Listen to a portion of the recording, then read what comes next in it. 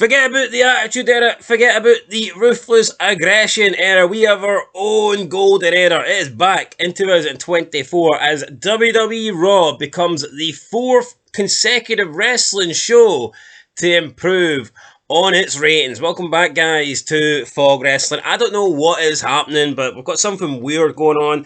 The ratings have went up over the past 4 to 5 days. Now, they've not been great. They've not been anything extraordinary, but they have been going up despite these shows being absolutely shite. So we've seen on SmackDown on Friday night, you got a boost in the ratings on SmackDown. Don't know why. Show was garbage. Rampage and Collision both got a boost. No idea why. Tape show.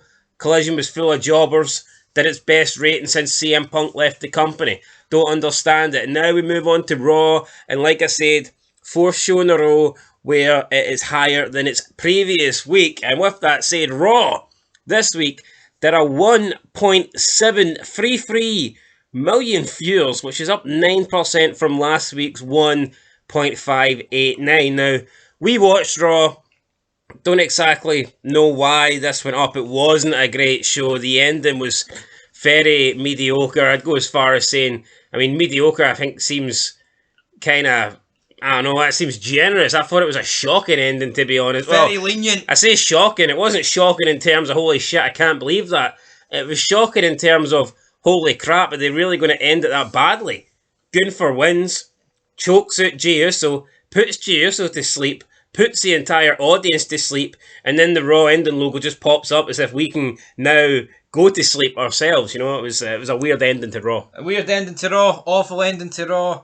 Weirder ratings though. I'm shocked they're up. I mean, there was nothing else good on the show. It's not like, oh, it was good until that final ending shot. No, it was bad. No, it is Raw's best rating in a month, so it's not like it's done something great here, but like a month feels like a long time. You know, last 4 weeks of shows haven't been great. This one, for some reason, is up. I can only assume that there's been a lack of sport on the last 4 or 5 days. That would maybe make a bit more sense as to why we've seen Raw, Collision, SmackDown, and Rampage ratings go up. It must be because there's no other reason. It's not like they put on 4 good shows. Absolutely not. It was no shows. Yeah, so it was the highest viewership since April 15th and the highest demographic since April 15th. The demographic was up 6% on last week as well. So, yeah, the Raw rating has went up. Again, it's 1.733. This is nothing great, nothing to write home about. But it was a show that didn't feature the top guys. You didn't have CM Punk on this. Obviously, The Rock's not been there since the night after WrestleMania. Seth Rollins is still out injured. So, yeah, when you look at the people that you could think would make a slight difference to the ratings, they weren't on Raw. So, I don't understand why Raw did this. I can't imagine people tuned in to see Gunther versus Jey Uso or Lyra Valkyria versus Io Sky. But either way, the rating's up for Raw, so congratulations to them, I guess. But let's look at the clips then and see what had the highest viewed YouTube video.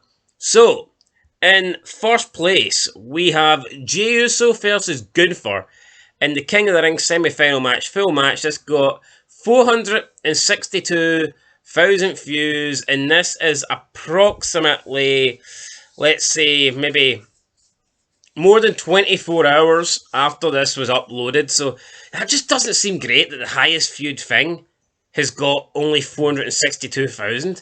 Remember when Rock and CM Punk were on that show and you had the clips? There was 3 clips that were like well over 1 million within 12 hours. That's what you need. You had The Rock, Cody Rhodes at the beginning. The Rock telling him something, but we didn't know what it was. Then you had the CM Punk promo with Drew and Seth Rollins, and then you had The Rock beating it. I mean, they all went on to all do over 2 million views, but within the first 12 hours, like, they were all like around 1.5 million. And I mean, you look at this, you're well over a day, and we're not even at the 500,000 mark. I'm surprised it's this high though. It's just a match. It's just a Diddy match. There's nothing to it. I mean, come on. Well, let's go further down the list here. In second place with 415,000 views, Braun Strowman helps Awesome Truth against the Judgment Day. It's mad that the second highest clip is Braun Strowman essentially chasing JD McDonough around the ring. And that's when you've got a problem with Monday Night Raw, because it was bad, man. Braun Strowman deserves more, doesn't he? JD McDonough. Get rid of him. Third place, 325,000 views. We have Otis apologising to Sami Zayn. Scary. I mean, to think this is actually third is mental. Fourth, 240,000 views. We have Braun Breaker sending Kale Dixon to the hospital. I mean, at least for the whole sending somebody to the hospital, you can understand why that would get a rating click. You know, does this not show you though, like why no one on these shows fucking draw? Because Kale Dixon or whatever his name is outdrawing them. Like, yeah. Yes, it's the hospital. Yes, it's Braun Breaker, but like The Rock's not getting outdrawn by this guy. No. Fifth place with 233,000 views. Sami Zayn implores Alpha Academy to leave Chad Gable. So I mean, we have Alpha Academy here. Sami Zayn and Otis in 2 of the top 5 spots. In 6th place, 189,000 views. Otis helps Chad Gable defeat Sami Zayn. So the top 6 spots, half of them are Otis, Gable and Sami Zayn. Now, no disrespect to any of those 3 guys, but they should not be in 3 of the top 6 videos. No, they shouldn't be. I don't know how they've achieved it. There's nothing else on the show. That's why they've achieved it. 7th place, 181,000. Braun Breaker spears Ricochet backstage. 181,000 for that. And in 8th place, because they only give you the top 8 videos, it is Damian Priest telling Carlito that protection comes at a cost. 151,000 views. So there you go. There's your world champion. That is your top 8 clips from Monday Night Raw. No females in this clips. No. I mean, you could argue Maxine Dupree, I guess, was at ringside for the Alpha Academy stuff, but we had Io Sky versus Lyra Valkyria. Am I surprised that's not in the top 8? Absolutely not. We had Becky Lynch and Liv Morgan cutting a promo. A little bit more surprised that wasn't in the top 8, to be honest, but I mean, you just look at... It's the same shit every week, though. True. Mid-carders cutting mid-carder promos and mid-carder matches. Is it any surprise that the numbers are mid? Definitely not, but I mean, I look at this, and the fact that Otis, Chad Gable and Sami Zayn are involved in 3 of the top 6 vids, that's when you know Raw's... That's just fucking mad. No, I'm trying to think of a group similar to this back in the Ruthless Aggression era or the Attitude era, and it's like I'm trying to the Spirit Squad where they've got McMahon in their corner. Yeah, but this would be like a Spirit Squad without McMahon or without going against DX, getting 3 of the top 6 feuds.